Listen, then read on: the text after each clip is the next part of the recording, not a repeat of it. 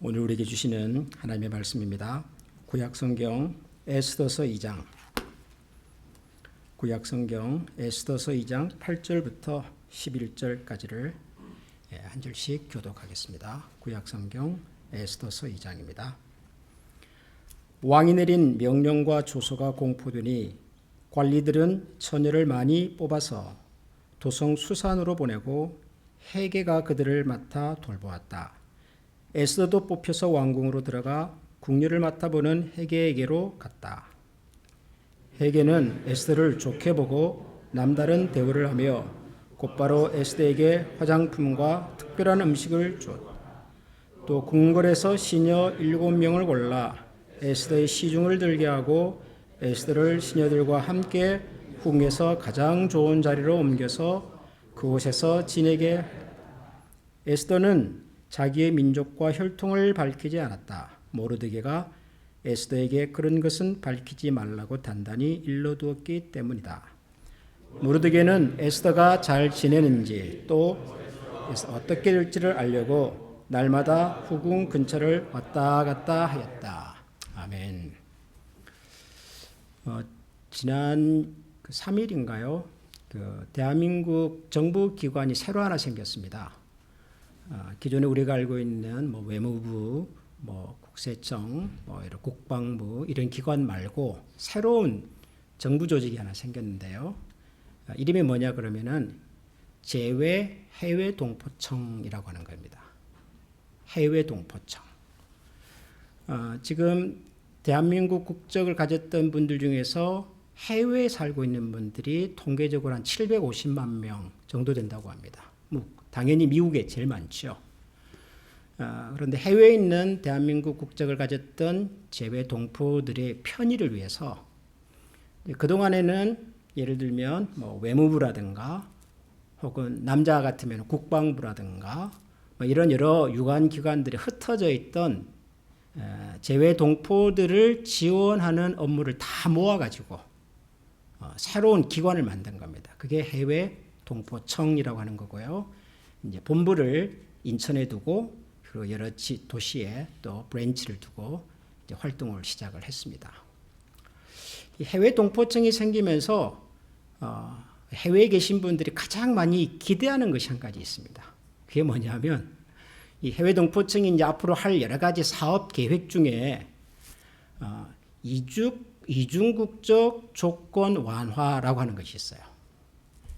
이중국적 여러분 좀 들어보셨죠? 이제 우리 같이 미국 시민으로 사는 사람이 이제 대한민국에 사실상 국적을 취득하는 건 아닌데 대한민국 국민과 똑같은 종류의 서비스를 받을 수 있는 그런 혜택을 지금 주고 있거든요.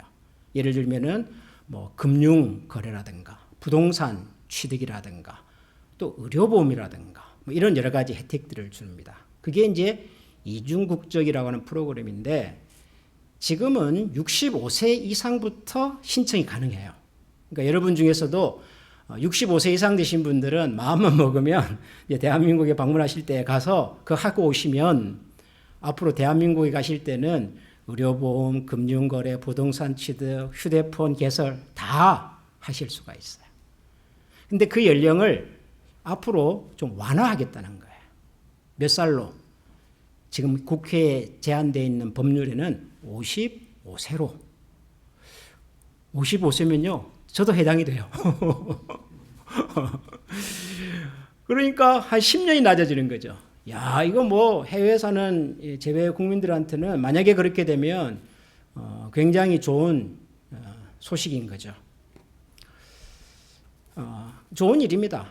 대한민국 정부가 해외에 살고 있는 한국 국적을 가졌던 분들에게 뭔가 더 나은 서비스를 제공하기 위해서 이런 기관을 만들고 예산을 투자하고 그런 일을 한다. 굉장히 좋은 일이죠. 반가운 소식입니다.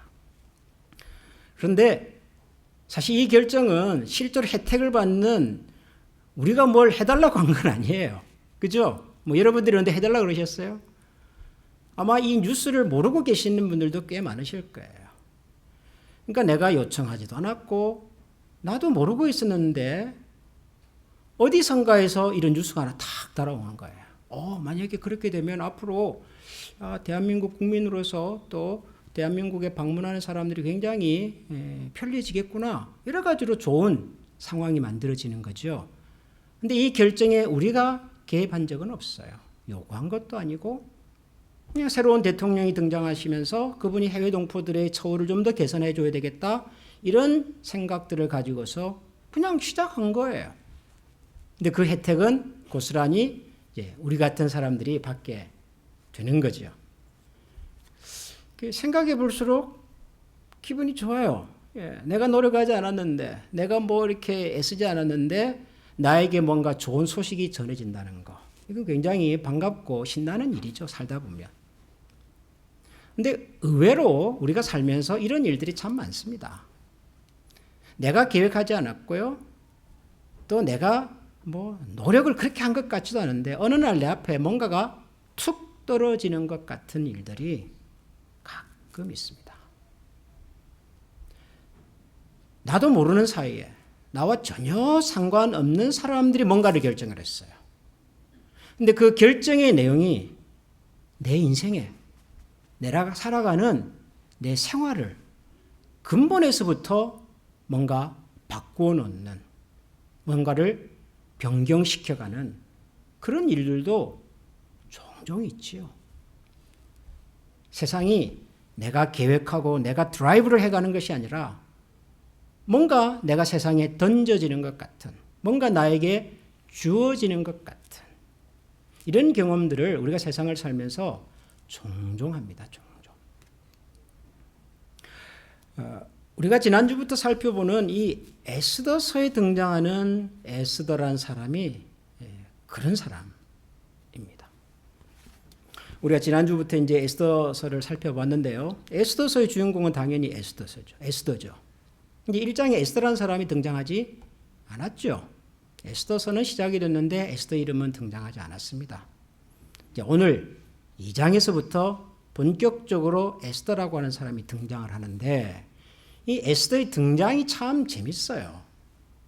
왜 재밌냐 그러면은 오늘 우리가 읽은 이 8절에 보니까 왕이 내린 명령과 조서가 공포되니 관리들은 처녀를 많이 뽑아서 도성 수산으로 보내고 헤게가 그들을 맡아 돌보았다.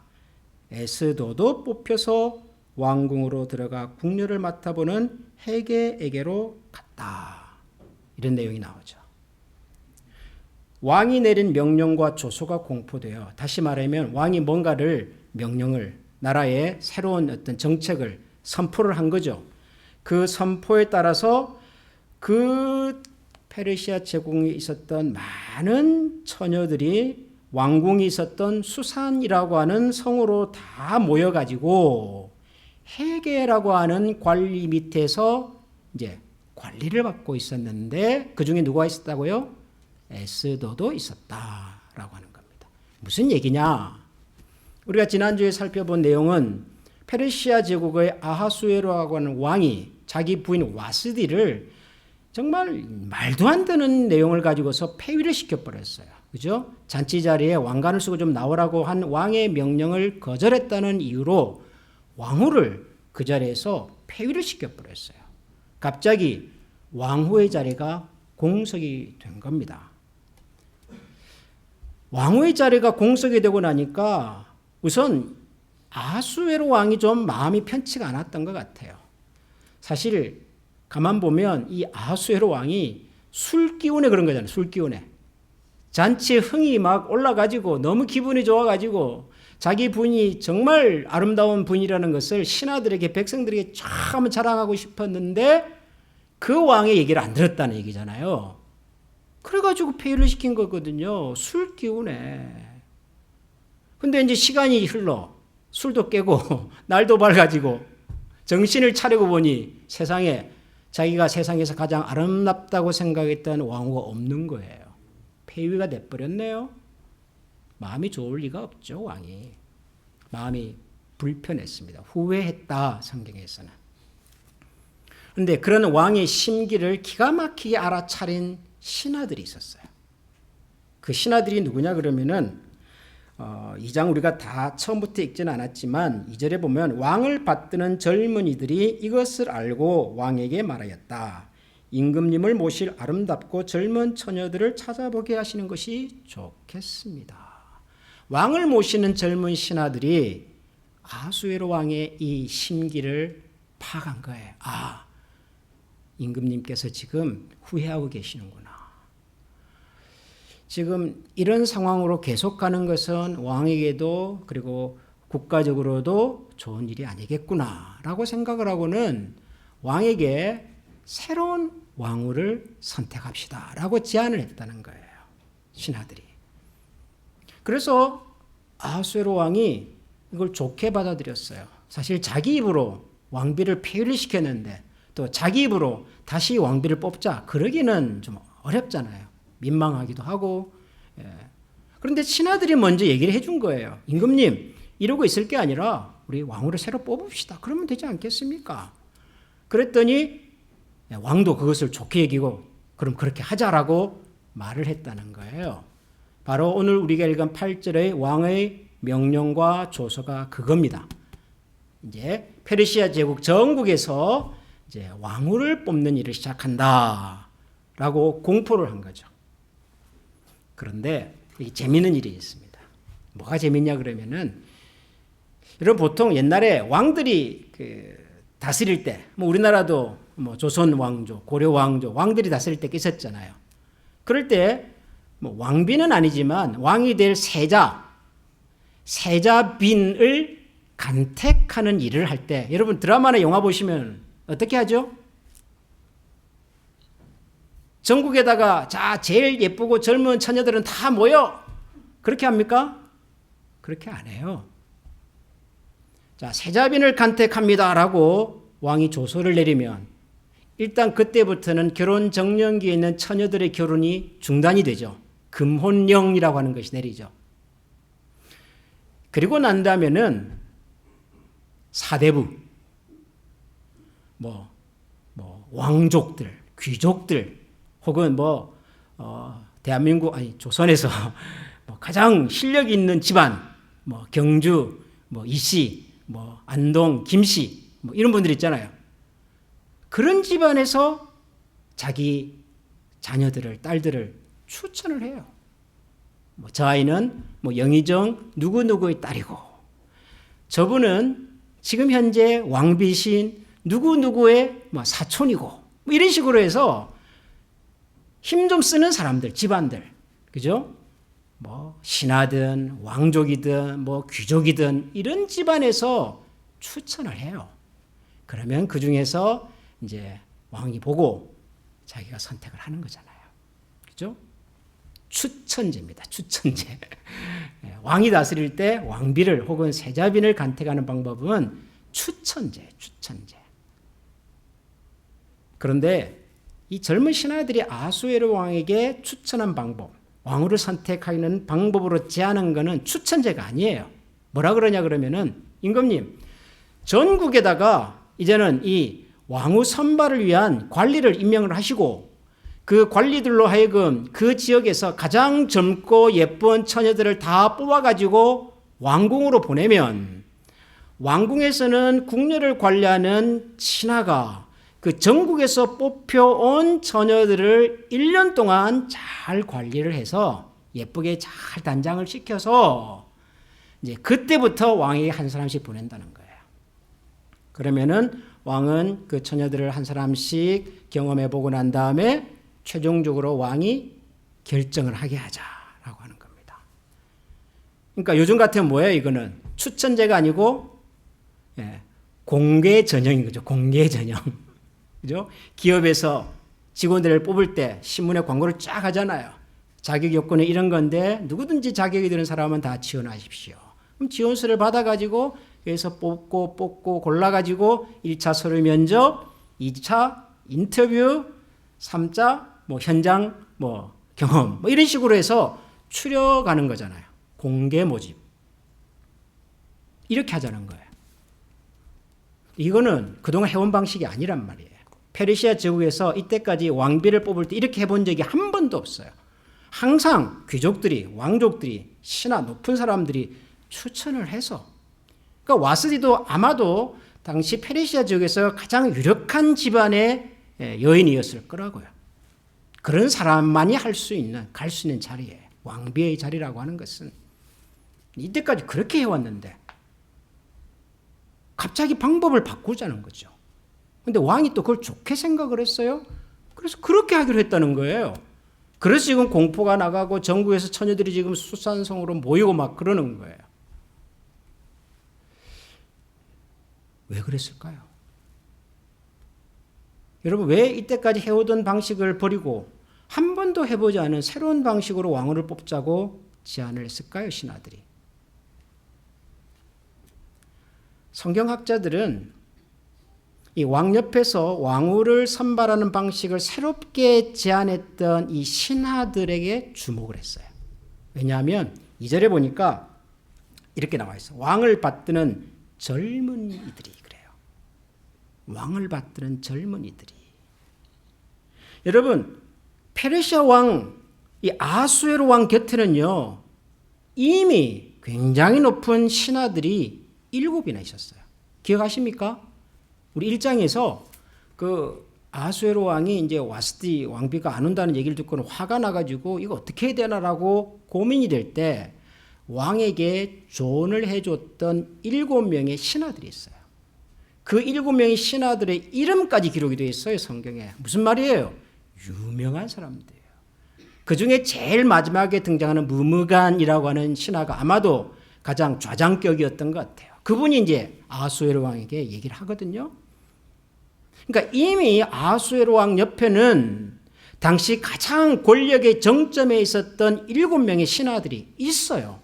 공식적으로. 그런데 성경에서 이 아수에로 왕에게 새로운 왕비를 뽑읍시다라고 제안했던 사람들을 뭐라고 설명을 했냐 그러면은 왕을 받드는 젊은이들을 그렇게 설명을 했어요. 공식적인 직함도 없고요. 이름도 안 나와요. 그냥 왕을 받드는 젊은이들 그랬어요. 누굴까요, 이 사람들이? 왕을 받드는 젊은이들.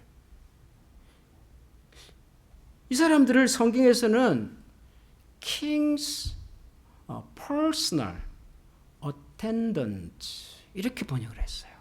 King's Personal Attendant. 무슨 말이죠?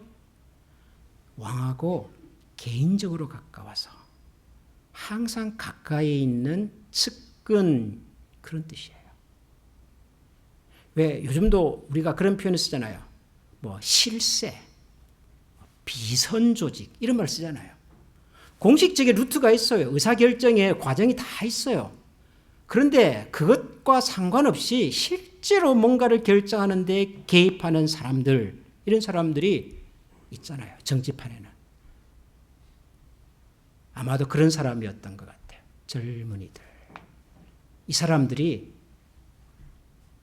룰을 바꿔버렸어요. 무슨 룰을? 왕비를 뽑는 룰을 바꿔버렸어요. 왜 그랬을까요?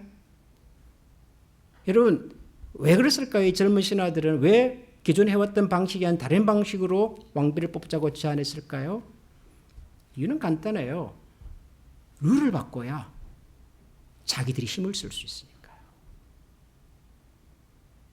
룰을 안 바꾸면 옛날 방식으로 하면 어떻게 되죠? 어디서 왕비가 나와요? 보나마나 7명의 대신들 집안에서 나와요. 보나마나 그분들이 가까이 두는 사람들 중에서 나와요. 보나마나 그분들이 영향력을 끼칠 수 있는 집안에서 나와요. 그 사람들이 실세니까. 근데 왕의 비선 조직에서는 그 사람들을 견제하고 싶었던 거죠. 그 사람들의 힘을 좀 무력화시키고 싶었던 거죠. 뭔가 왕에게 더 적극적인 자신들의 존재감을 드러내고 싶었던 거죠. 그럴 수 있는 제일 쉬운 방법이 뭐예요? 룰을 바꾸는 거예요. 룰을 바꿔버리면 그분들의 손이 안 미쳐요. 못 미쳐요. 아니 127개 성에서 사람들을 모아가지고 선별하는데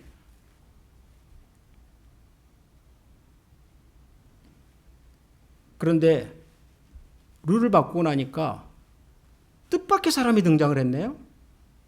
이 젊은 신하들이 룰을 바꿨을 때는 아마도 그런 생각을 했겠죠. 기존의 7명의 대신들의 손이 미치지 않는 곳에서 뭔가 새로운 사람을 왕으로 만들어가지고 우리가 그 왕후를 통해서 뭔가 실력을 발휘해야 되겠다. 아마 이런 구상을 했을 거라고요. 그렇으니 이런 무리한 방법으로 파격적인 지금 방법을 제안을 했겠죠. 그런데 막상 뚜껑을 열어보니까 그 새로운 방법으로 해서 등장한 인물이 에스더였어요. 에스더도 뽑혀서 왕궁으로 들어가 궁녀를 맡아보는 헤게에게로 갔다. 지금부터 이제 이 에스더서가 흥미로워져요. 지금부터.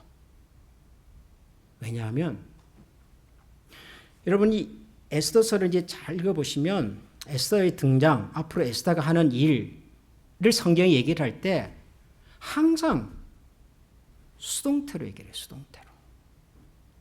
보세요. 왕이 조서를 내렸습니다. 그래서 전국에서 뽑힌 처녀들이 도성 수산으로 모였어요. 헤게라고 하는 사람은 왕궁에서 궁녀를 맡아 일하던 책임자입니다. 내시부의 가장 높은 분, 이런 분이라고 생각하시면 돼요. 평소에도 왕의 여인들을 관리했기 때문에 새로운 왕비를 뽑는 과정에서도 이 헤게라고 하는 사람에게 왕이 전권을 준 거예요. 굉장히 이 사람이 중요한 사람입니다. 지금 이 과정에서 헤게. 그런데 에스더도 뽑혀서 왕궁으로 들어갔다 그랬어요. 뽑혔다 그래. 뽑혔다. 누가 에스더를 뽑았는지 몰라요. 누가 에스더를 추천했는지도 몰라요. 성경에는 그런 기록이 없어요. 사실 에스더는 추천받을 만한 입장이 아니에요. 아시다시피 에스더는 출신이 뭐죠? 유다인이에요. 유다인. 포로 잡혀온 유다의 후손이라고요. 여러분 페르시아의 왕비가 되는 사람인데 아니 포로 출신 중에서 뽑는다. 이건 말이 안 되는 거예요. 페르시아 시민들 중에서도 왕족, 귀족, 높은 집안, 명문, 대가 출신 중이 뭐 허다하게 많은데 무슨 뭐 포로 출신의 이름도 없는 누가 에스더를 뽑았을까요? 여러분 누가 에스더를 추천했을까요? 몰라요. 성경에는 없어요. 그런데 성경은 뭐라고 말하냐 그러면은 에스더가 뽑혔다 그래. 뽑혔다.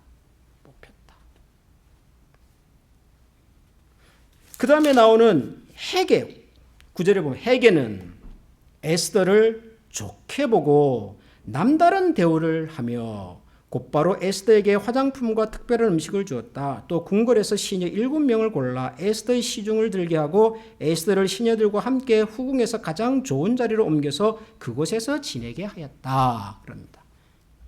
헤게는 에스더를 어떻게 했어요? 좋게 헤게가. 여러분 이전에 헤게가 에스더를 알았을까요? 두 사람이 만난 적이 있습니까? 누가 헤게를 찾아가서 이번에 에스더라고 하는 처녀가 들어왔을 텐데 한번 유심히 봐주세요. 누가 그랬을까요? 천만에요. 그런 얘기를 했다면 그 사람은 에스더가 아니라 이미 유력한 집안에서 뽑혀서 들어와 있던 아마 어떤 처녀들일 거예요. 헤게가 실권을 가지고 있으니까 아마도 그런 사람들이 암암리에 헤게를 찾아가서 뭐 뇌물을 주든지 뭐 압력을 주든지 해가지고 야 우리 집안에 이런 아가씨가 하나 들어갔는데 한번 좀 힘만 써주십시오. 그럼 나중에 제가 한턱 크게 쏘겠습니다. 아마 그런 얘기를 했을지는 몰라요. 그러나 에스더는 그런 입장이 아니에요. 아니 자기가 지금 유다 출신이란 얘기도 지금 못하고 들어왔는데 어디 가서 내가 누군지 얘기를 하냔 말이에요. 한 번도 일면식도 없어요. 헤게와 에스더는. 그런데도 헤게는 에스더를 보는 순간 좋게 보였어요. 헤게에게. 그래서 그 다음에 보면은 남다른 대우를 했다 그래서 스페셜 서비스라는 거, 트리트먼트를 한 거죠. 뭐라고 해요? 에스더에게 화장품, 특별한 음식, 또 시녀 7을 붙여줬어요. 에스더에게는. 그리고 궁궐에서도 가장 좋은 후궁으로 자리를 옮겨서 지내게 해줬대요. 특혜죠, 특혜. 파격적인 대우를 에스더에게 하고 있어요. 에스더가 뭘 어떻게 했길래? 아무것도 한 게 없어요, 에스더는. 그냥 어느 날 헤게라는 사람이 에스더를 그렇게 봐줬어요. 뭐가 예뻤는지. 근데 이 헤게라는 사람은요, 이게 한 걸음 더 나갑니다. 나중에 이제 전국에서 올라왔던 처녀들이 다 이제 1년 동안 준비를 해가지고 이제 하루씩 왕을 만나러 가잖아요. 드디어 에스더 차례가 됐어요. 근데 그때 이 후보, 이 처녀들은요, 단 한 번에 자기 인생이 결정되는 날이잖아요. 그날이. 얼마나 긴장이 되겠어요. 그리고 얼마나 잘 보이고 싶었겠어요. 그래서 자기가 할 수 있는 최고의 치장을 하고 가는 거예요. 그리고 페르시아 제국은 돈이 또 너무 많은 나라니까 그 아가씨들이 원하면 원하는 대로 다 해줬던 거예요. 이렇게 하여튼 무슨 루이 무슨 가방도 갖다 주고 샤넬 어떤 화장품도 갖다 주고 하여튼 말만 하면 다 갖다 주는. 그러니까 어마어마하게 예쁘게 치장을 해가지고 다 들어가는 거예요. 이 아가씨들이. 에스더의 차례가 됐어요. 헤게가 에스더에게 개인적인 권면을 하나 해줍니다. 그냥 들어가라. 최소한으로 들어가라. 에스더는 헤게의 말을 그대로 듣습니다. 그래서 별 치장을 안 해요. 다른 아가씨들은 막 명품으로 온 몸을 휘감고 들어가는데 에스더는 그냥 심플하게 그냥 들어가요. 그 결과는 그 다음날 아하수에로 왕의 입에서 나오죠. 아하수에로 왕이 에스더를 그 어떤 여인들보다도 가장 좋아했다는 거예요.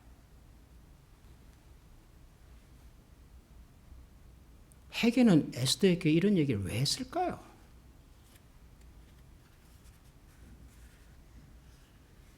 여러분이 에스더라는 사람이 등장하는 이 성경 이야기를 읽어보면요, 하나같이 에스더가 뭘 하지 않아요. 에스더가 나서지를 않아요. 나설 수도 없어요. 나설 입장도 아니고 그럴 능력도 없어요. 그런데도 어느 날 자기를 누군가가 추천을 해서 왕후를 뽑는 그 과정에 이름을 올리게 돼요. 도성수산을 갔네요. 가보니까 여러분 기라성 같은 집안의 처녀들이 많이 와 있지 않았겠습니까? 기가 많이 죽었겠죠. 그런데도 이 모든 일을 관장하고 있는 헤게라고 하는 실권자는 유독 에스더에게 관심을 보였어요. 처음부터 좋게 보고 에스더가 필요하면 모든 것을 다 제공을 해주고 시녀까지 붙여주고,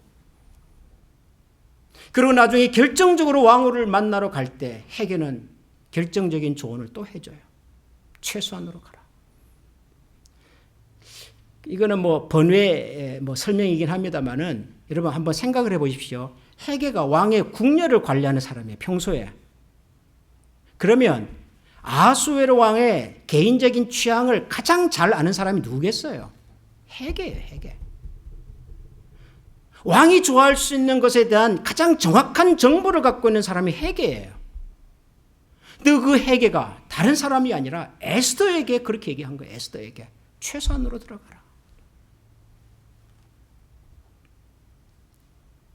에스더가 계획한 것도 노력한 것도, 왕후를 뽑는 이 결정 자체가 그렇잖아요. 그냥 전통적인 방법으로 하면은 에스더는 이름을 올릴 수 없는 사람이잖아요. 그런데 갑자기 세상에 룰이 바뀌어버린 거예요. 이전의 방식이었으면 전혀 등장하지 않았을 이름이 룰이 바뀌면서 세상에 등장을 하고 그 사람이 왕후가 되네요. 이런 것을 성경학자들은 이렇게 설명을 합니다. 신적 수동태, 그런 말을 써요. Divine passive. 여러분 무슨 말인지 아시겠습니까? 이게 수동태가 뭐예요? 능동태의 반대말이죠. 능동태는 뭐죠? 내가 주도적으로 하는 거예요. 수동태는요, 내가 당하는 거잖아요. 뭔가가 주어지는 거잖아요.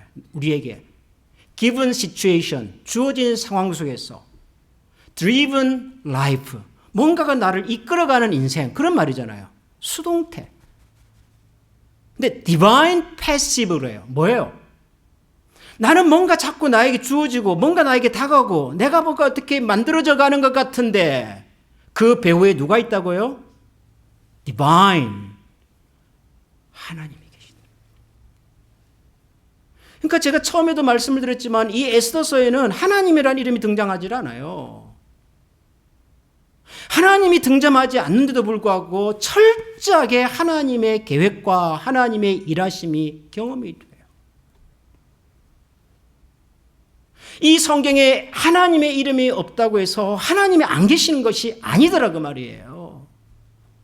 하나님께서 일하시는 그 흔적이 안 보인다고 해서, 하나님의 음성이 들리지 않는다고 해서 하나님이 안 계시는 것이 아니더라 그 말이에요. 우리의 눈에도 안 보이고 우리의 귀에도 들리지 않지만 그럼에도 불구하고 어디선가에서 하나님의 손이, 하나님의 능력이, 하나님의 역사가 진행되고 있더라. 그게 디바인 패시브예요.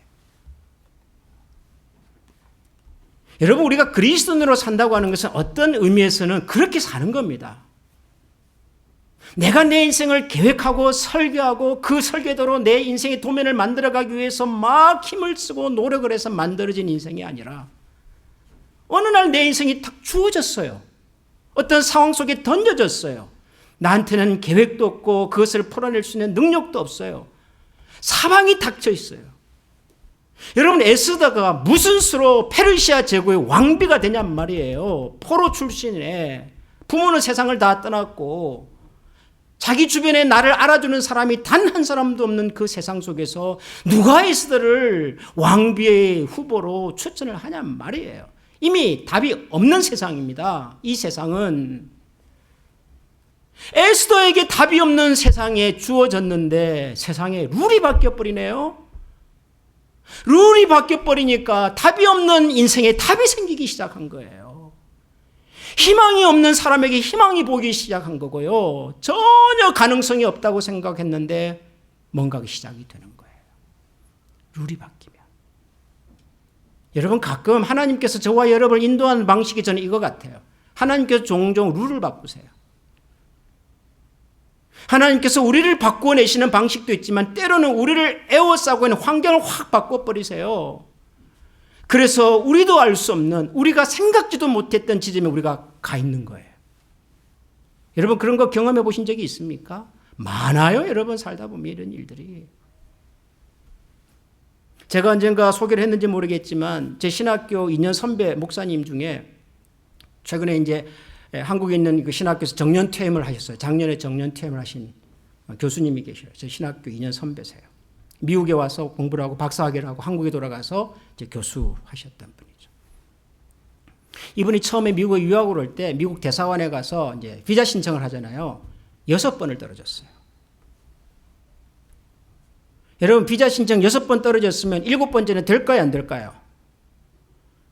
될 가능성은 거의 없다고 봐야 돼요.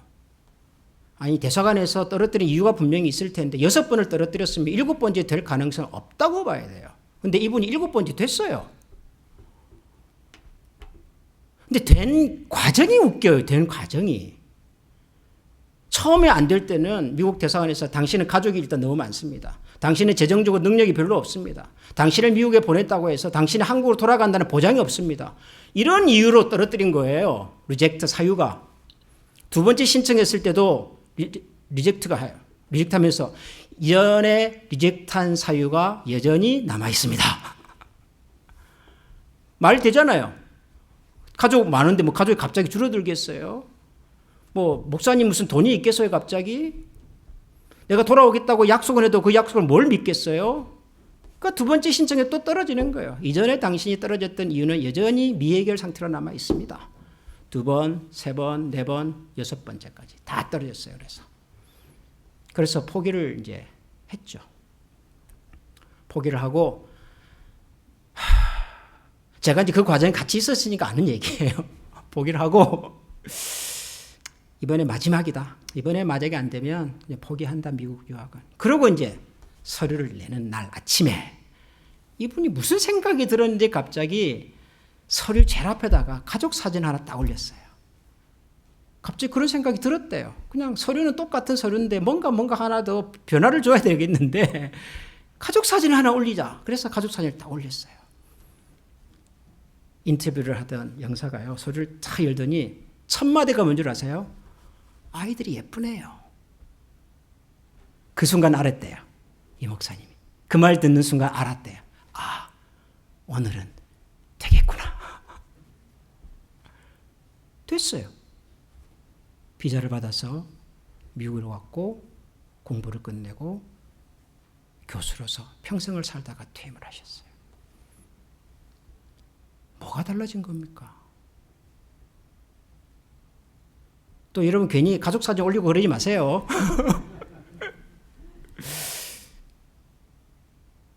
뭔지는 모르지만 서류를 심사하는 영사의 마음에 다른 생각을 하나님이 주신 거예요. 다른 생각을. 룰을 바꿔버린 거예요. 그러면 되는 거죠.